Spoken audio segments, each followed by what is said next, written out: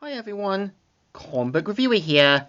This time reviewing on issue 2 of the 2015 series Star Wars.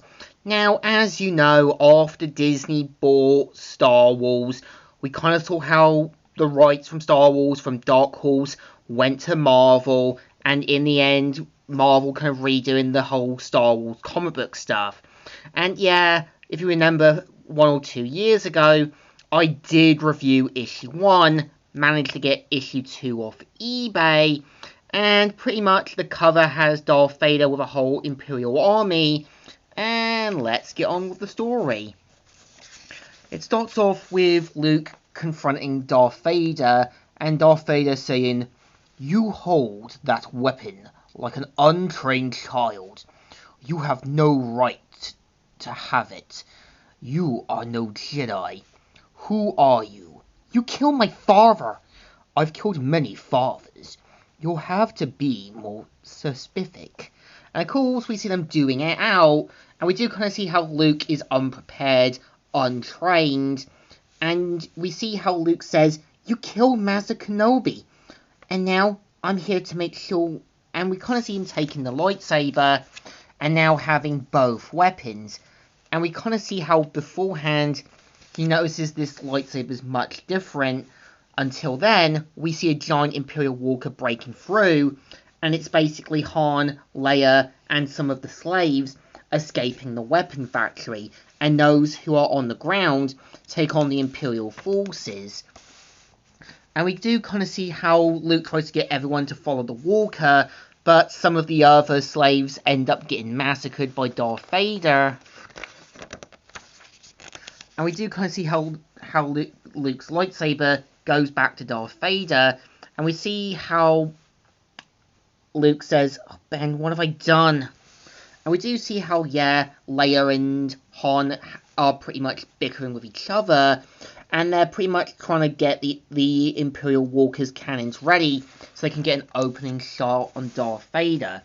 And we see how back on the Millennium Falcon, C-3PO has to deal with the scavengers until, trying to look all badass, he realizes that he's pretty beat and gets pretty much gunned down.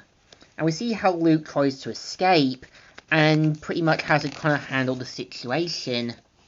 And him saying, "Stay down, we'll figure a way out of this." And of course, we kind of see how Luke unintentionally blames himself and pretty much realizes that he's no Jedi, but sees the sort of speeders and uses them as a quick idea for a getaway. And we kind of see how, yeah, Luke uses the speeders' cannons to shoot down some of the Imperial stormtroopers, taking them down. And we see Darth Vader saying, "That boy, perhaps I was too hasty to dismiss him. Just what have you been up to, Kenobi?" And of course, we kind of see them trying to use the Imperial Walker to crush down Darth Vader, but of course, uses the Force to still lift it up, causing it to go haywire, but of course, uses the cannons at last to blast down Darth Vader. And of course, escapes the weapon factory, and we kind of see how everyone tries to escape, and Luke having some of the survivors come with him.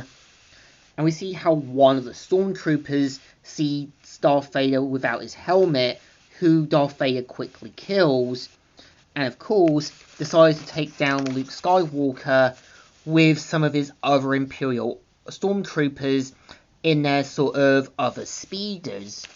And yeah, this is pretty much the story.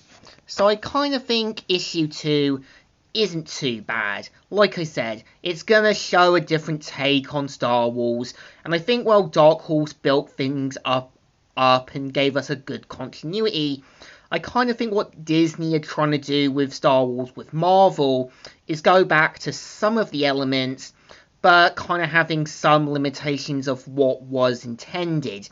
And I know some characters did escape the Legends continuity now, and kind of now in the whole Disney Marvel continuity, but I think this issue still deserves a thumbs up. Still good, and still alright. So, Comic Reviewer here, signing out.